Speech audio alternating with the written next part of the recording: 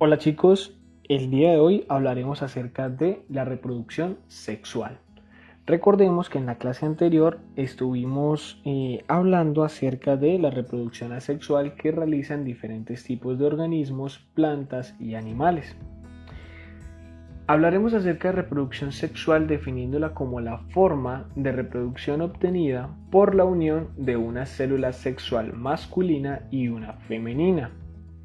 En la reproducción sexual participan dos seres, uno femenino y uno masculino, que aporta cada uno una característica a través de sus gametos, de las cuales los nuevos seres vivos tomarán características genéticas y físicas de cada uno de los progenitores. Por ello, se considera un proceso complejo. Cuando hablemos acerca de la reproducción sexual de las plantas, tenemos que recordar la reproducción asexual de estas mismas, la cual, recordemos, se producía a través de esquejes, a través de estolinificación, a través de bulbos, que eran procedimientos donde una misma planta podía dar origen a nuevas plantas sin la ayuda o la necesidad de otra planta.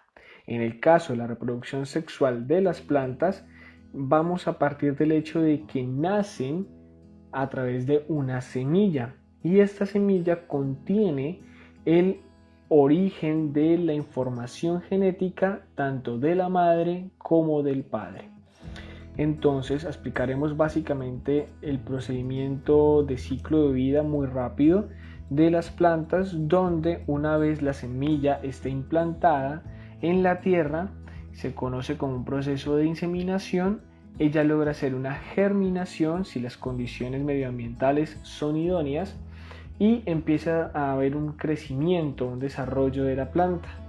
Cuando la planta está en su máximo desarrollo, realiza un proceso de floración. A través de las flores, las plantas logran realizar procesos de polinización con la ayuda de factores medioambientales como el viento o a través de vectores como los insectos que transmiten a otras plantas el polen, que en este caso pues haría el proceso de como llamarlo de una forma, sería el proceso como de inseminación, sería el proceso de trasladar su información genética y sus genomas a través de esos dos procesos, ya sea ambientales o sea a través de vectores.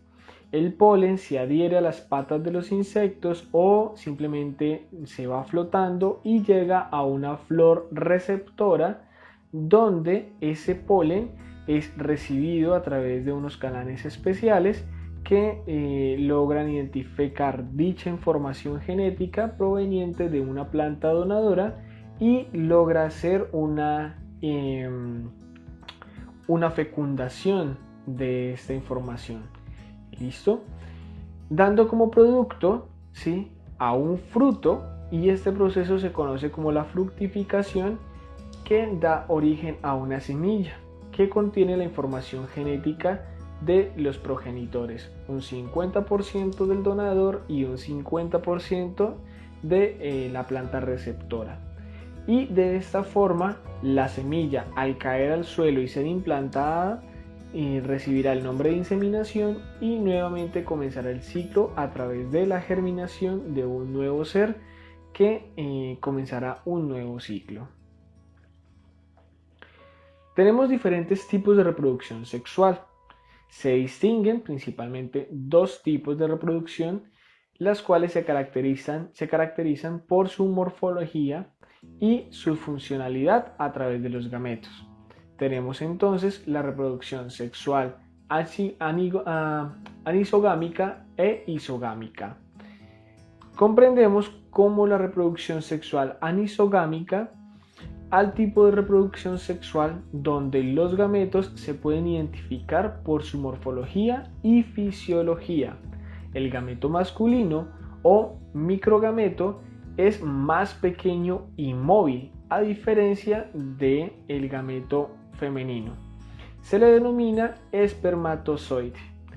Por su parte, El gameto femenino o macrogameto es grande y es sedentario, es móvil, es más quieto, es más robusto y se le denomina óvulo.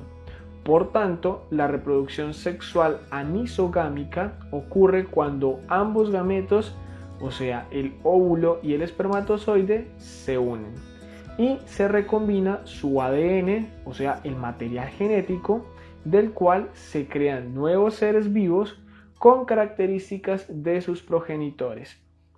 Cuando hablemos de reproducción anisogámica, siempre llévense esta imagen. Un óvulo que es muchísimo más grande que un espermatozoide. ¿Listo? Anisogámica quiere decir un óvulo y un espermatozoide, gameto masculino y gameto femenino. Los podemos distinguir a través de su morfología. Cuando hablamos de reproducción anisogámica, nos llevamos como ejemplo la reproducción sexual principalmente de los mamíferos. Muchos más animales lo realizan, pero vamos a tomarlos como un ejemplo. Por ejemplo, tenemos aquí a los conejos, a los reyes de la selva, los leones, los caninos, que son los mejores amigos del hombre, y las cebras dentro del gran mundo salvaje. Ahora bien, chicos, vamos a tomar en cuenta que los procesos de reproducción sexual están medianamente dirigidos o coordinados por unos factores fisiológicos en estos animales. Algunas especies se caracterizan por tener procesos reproductivos basados en el deseo, basados en algo más que un proceso de conservación de la especie. Pero en su gran mayoría en el reino animal, las diferentes especies de animales realizan este acto sexual solo con la finalidad de reproducirse, de perpetuar su especie a través del tiempo. Y por esta razón es que se presentan accidentes en el día a día. Como por ejemplo, tenemos el caso de un par de elefantes, ¿sí?, que a pesar de que están en un proceso de domesticación, donde los hombres han utilizado sus cualidades físicas para el transporte y en este caso la parte del turismo, han descartado o han dejado a un lado sus procesos fisiológicos normales, habituales en ellos. Y aquí es donde podemos interpretar y ver en la imagen que a pesar de que están en un recorrido en medio de un safari, los instintos predominan sobre el macho y lo que hace es simplemente llevar a cabo lo que para ellos es normal. ¿Ok? Dentro de esta misma lógica podemos entonces interpretar, por ejemplo, estas imágenes que a pesar de ser muy cómicas y ser graciosas, son imágenes reales, son imágenes que se han captado en ciertos momentos donde el reino animal trae a colisión dicho factor medio mediado, donde sus instintos predominan incluso por la naturaleza del acto. Ponemos como por ejemplo los felinos. Los felinos realizan una reproducción totalmente estimulada a través de la monta del macho. Es un proceso que se llama ovulación inducida.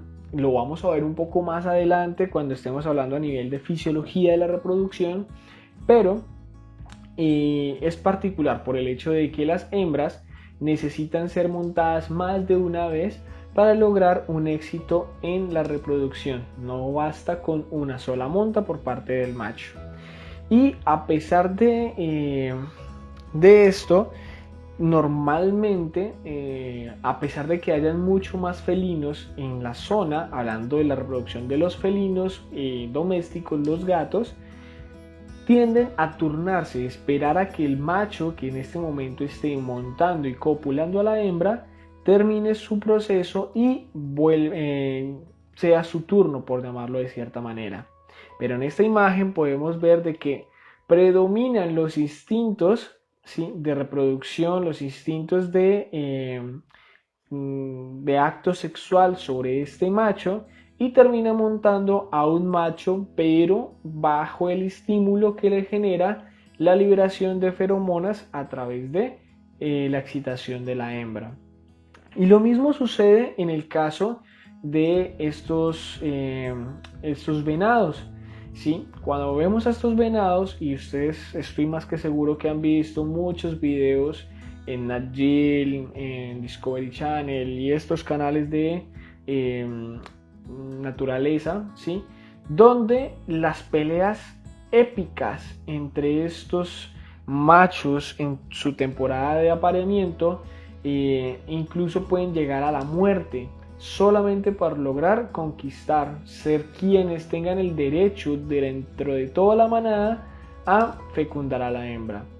Pero podemos observar que incluso estas rivalidades pasan a otro plano cuando los instintos de reproducción pasan por encima de un acto natural, pasan por encima de este instinto natural y pues termina montando al macho de la especie. No quiere decir de que haya un acto de reproducción o un trío en este caso, no, estamos hablando básicamente de que es un estímulo generado por la hembra que está en este momento liberando feromonas, estimula a los machos a la monta y a pesar de que sean rivales, ¿sí?, y que normalmente esto no se ve, como les digo, esto es ocasional, esporádico, esto es una en un millón que logramos poder ver estas imágenes que fueron tomadas en un momento muy preciso.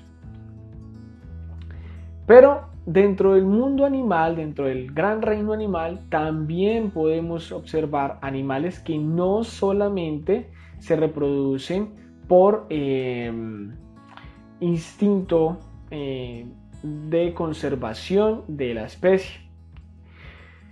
Normalmente, ¿sí?, si vemos a estos animales en una temporada fuera del tiempo de la temporada de reproducción, por ejemplo una temporada de invierno, a pesar de que estén en una misma manada, cientos de machos van a vivir en armonía, van a vivir en tranquilidad, van a vivir en sana paz.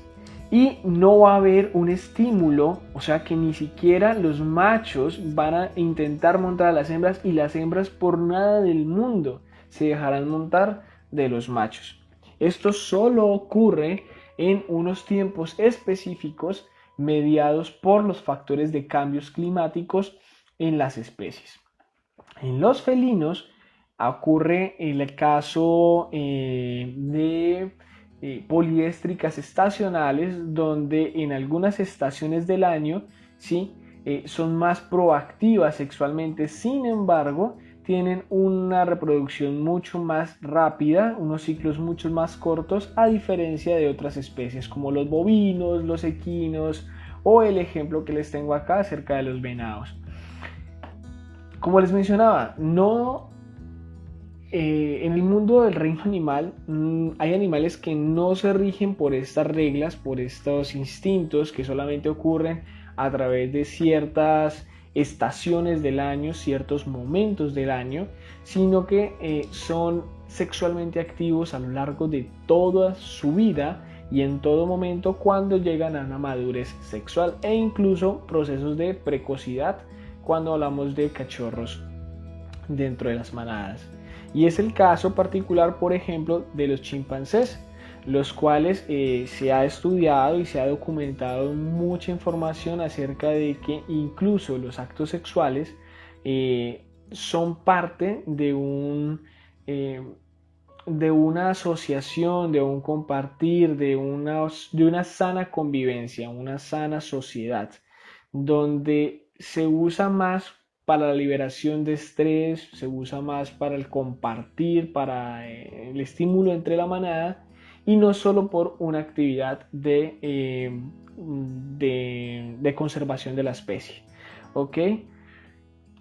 Y este mismo ejemplo sucede en los delfines. También se ha documentado, se ha estudiado y se ha realizado informes acerca de que no están impulsados por etapas o por fases de tiempo o por fases climáticas, sino que tienen una reproducción activa a lo largo de todo el año, a lo largo de toda su vida, cuando alcanzan una madurez sexual. E incluso se han registrado en ambas especies lo que son procesos de sexo entre el mismo género, o sea, machos con machos y hembras con hembras, ¿sí? Sin necesidad de entrar a especular si es un proceso de homosexualismo o lesbianismo de las especies, porque básicamente no lo hacen a través a través de una adquisición de pareja o de una finalidad de cariño o de relaciones perpetuas, sino únicamente por, digamos, actividad de sociedad. Este ejemplo no sucede a nivel de las aves, ya que pues, son particularmente monógamas a diferencia de muchas otras especies en el reino animal. En este caso, como les mencionaba, las aves, no en su totalidad, algunas aves realizan lo que son procesos de monogamia. Quiere decir que solo tienen una pareja a lo largo de toda su vida. Y estas especies realizan procesos de reproducción únicamente por conservación de especie, por perpetuación de la especie, por lograr pasar su descendencia y generar nueva vida. Entonces, a diferencia de, por ejemplo, el caso de los leones, ¿sí? Vamos a verlo por acá. A diferencia del caso de los leones, que básicamente una manada de leonas acoge o permite la llegada de un macho reproductor de un león para que sea quienes les transmitan su potencial genético y solamente admiten al vencedor, ¿sí? Al más fuerte entre todos los leones dentro de su manada. E incluso en algunas ocasiones permiten que este macho que acaba de llegar mate a sus crías para que sea quien nuevamente introduzca sus genes y cree una nueva manada, una nueva camada dentro de esta organización de hembras.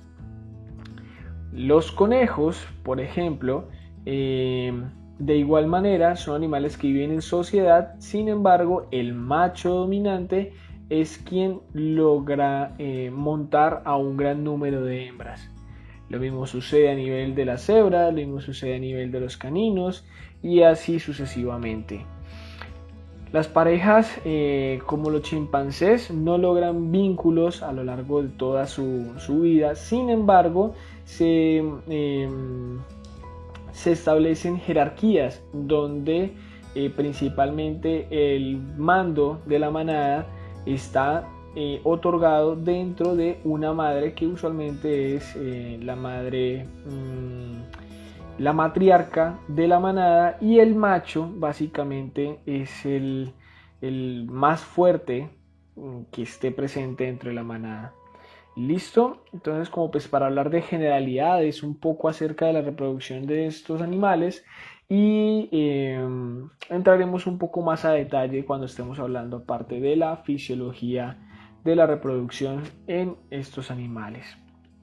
Cuando hablamos de la reproducción sexual isogámica, hablamos de un proceso de reproducción sexual de aquellas especies o aquellos seres que presentan en algunos tipos de hongos y formaciones como algas y protozoos que realizan una reproducción de organismos unicelulares.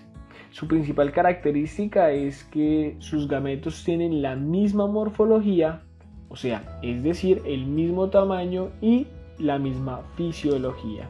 Por ello, sus gametos no se pueden identificar como femeninos o masculinos, pero sin embargo, para establecer una diferencia, pues en este ejemplo se va a simbolizar como positivos y negativos según su comportamiento. En este tipo de reproducción, tras la unión de células, se intercambia el material genético y se forma un nuevo ser, tal y como sucede en la reproducción anisogámica. ¿Listo? Entonces, cuando hablábamos de isogámica, ¿sí? Eh, Estamos hablando de que son dos gametos, ¿sí? Masculino y femenino, se determinan en este caso con más y con menos, dado que pues no podemos identificarlos según su forma y según su comportamiento pues se determinan con positivo o negativo. Cuando sucede la fecundación, ambas partes pierden sus colas y dan origen a un cigoto, que ya sería pues entonces la combinación genética a través de estos dos gametos, originando un nuevo ser. Eh, igualmente este proceso pues logra que se transmita el porcentaje independiente de cada uno de los progenitores. En este caso pues hablaríamos del 50% del macho y 50% de la hembra. O sea que este nuevo cigoto, a pesar de que los gametos no tengan una forma definida, van a ser totalmente diferentes y su aspecto y genética van a estar determinadas por los progenitores. Como por ejemplo, entonces en este caso tenemos algunas bacterias, tenemos bacilos, los estafilococos, tenemos algunos hongos, las arqueas y los vibrios. ¿Listo? Como les mencionaba, pues son estructuras un poco menos desarrolladas, son más simples en su genoma, pero tienen esta particularidad y se reproducen únicamente por reproducción sexual. ¿Listo? Vamos a hablar entonces un poco acerca del hermafroditismo, el cual lo mencionamos en la clase anterior de reproducción asexual, pero en este caso vamos a mencionar las características reproductivas de reproducción sexual. Recordemos que anteriormente hablamos que los hermafroditas podían realizar un procedimiento de reproducción asexual cuando fecundaban eh, sus propios órganos reproductivos, ¿sí? Con sus gametos masculinos a sus gametos femeninos. En este caso, vamos a ampliar un poco más entonces la información, donde hablamos de que los hermafroditas poseen gametos de macho y gametos de la hembra. ¿Listo? Como por ejemplo tenemos a las lombrices, que poseen los dos sexos a la vez durante toda su vida y tienden a desarrollar ambos sistemas reproductivos. Cuando se aparean, ambas lombrices quedan fecundadas y luego depositan una bolsa de huevos. Entonces, los pongo como ejemplo inicial para que determinemos y hagamos la diferencia, para que no haya confusión. Quiere decir que los hermafroditas pueden realizar tanto procesos de reproducción asexual como procesos de reproducción sexual. Procesos de reproducción asexual cuando el mismo animal, el mismo ser, se autofecunda. Quiere decir que con sus órganos reproductivos, sus gametos masculinos, fecunda sus gametos femeninos. Pero cuando un hermafrodita encuentra a otro hermafrodita de su misma especie, lo que hacen es compartir material e información genética. Quiere decir que si este hermafrodita se encuentra con otro hermafrodita, le va a pasar su información genética a través de gametos masculinos y a su vez va a recibir los gametos masculinos del otro hermafrodita. ¿Listo? Espero que haya quedado clara esa información. Aparte de eso, las lombrices tienen una particularidad, tienen una capacidad a nivel de reproducción que también es considerada una reproducción asexual, dado que al mutilarse, al dividirse, al fraccionarse, pueden originarse nuevos seres, nuevas lombrices a partir de un fragmento de la lombriz. Claro está que pues, tiene sus condiciones, dado que Ellos poseen una serie de corazones y necesitan un número mínimo para poder desarrollar y poder sobrevivir como el origen de otra misma de las lombrices. Otros ejemplos tenemos, por ejemplo, a los camarones, a las ostras, a las vierias, los volanderias y los zamburiñas.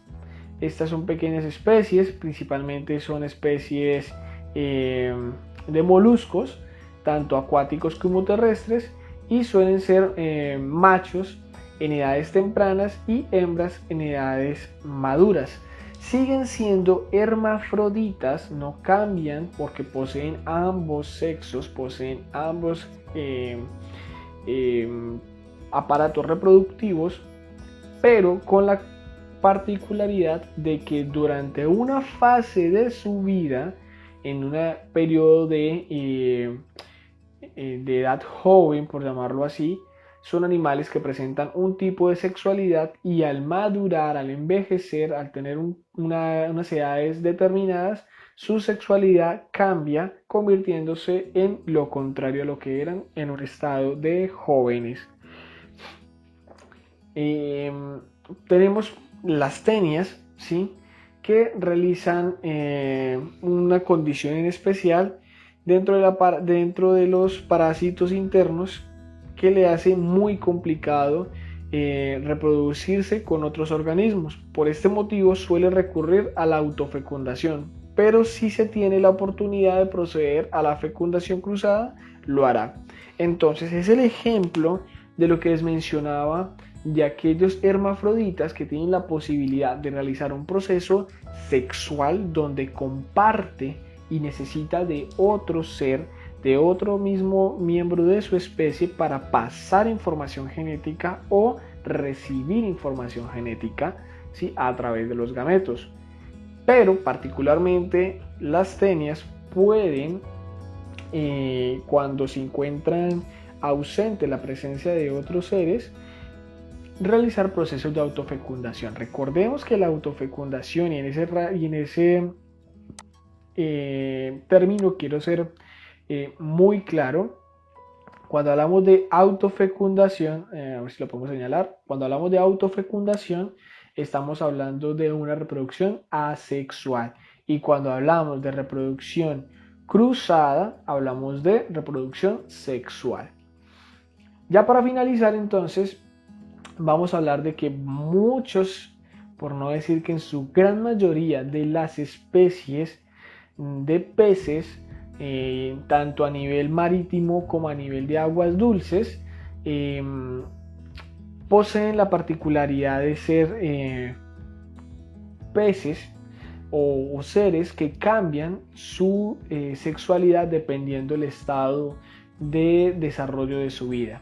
Y les voy a mencionar un ejemplo muy particular: los meros. Los meros son peces que en este momento se encuentran en peligro de extinción, y se debe a que a pesar de ser animales muy longevos, ¿sí?, y tener una gran capacidad de reproducción al momento de dar a luz, pues, en su alumbramiento, tienen la particularidad de que cuando están en fases jóvenes, cuando aún son animales pequeños, no han logrado su desarrollo completo, son de sexualidad masculina, ¿sí?, son machos. Y cuando alcanzan edades mayores, edades maduras, y tienen un desarrollo completo de su cuerpo, son animales que terminan pasando a un género, a una sexualidad femenina, ¿listo?, a un género femenino. Entonces, ¿qué es lo que sucede? Normalmente los pescadores capturan presas pequeñas, logran sacar meros muy pequeños y están despoblando los mares de estos machos reproductores, y únicamente están quedando población de hembras. Un caso particular, y ya para finalizar, en los peces payasos, que son tan conocidos, que son tan comunes dentro de la popularidad, dado pues a la película de Buscando a Nemo, ocurre que son animales que viven en manadas, ¿sí?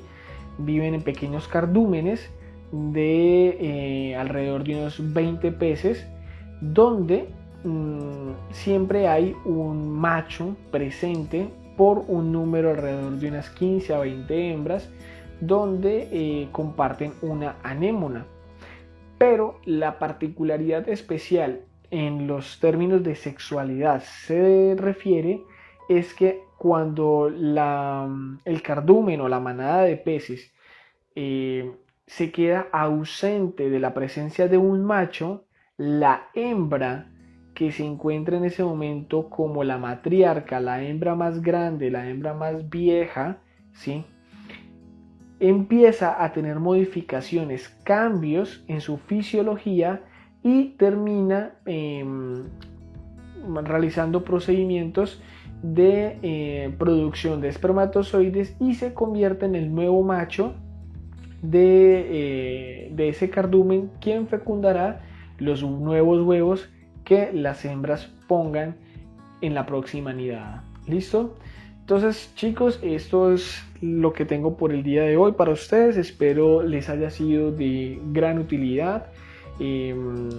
Dudas, inquietudes que tengan respecto al tema de reproducción sexual, por favor me lo dejan allí en los comentarios y estaré respondiéndoselos en lo más pronto posible. ¿Ok?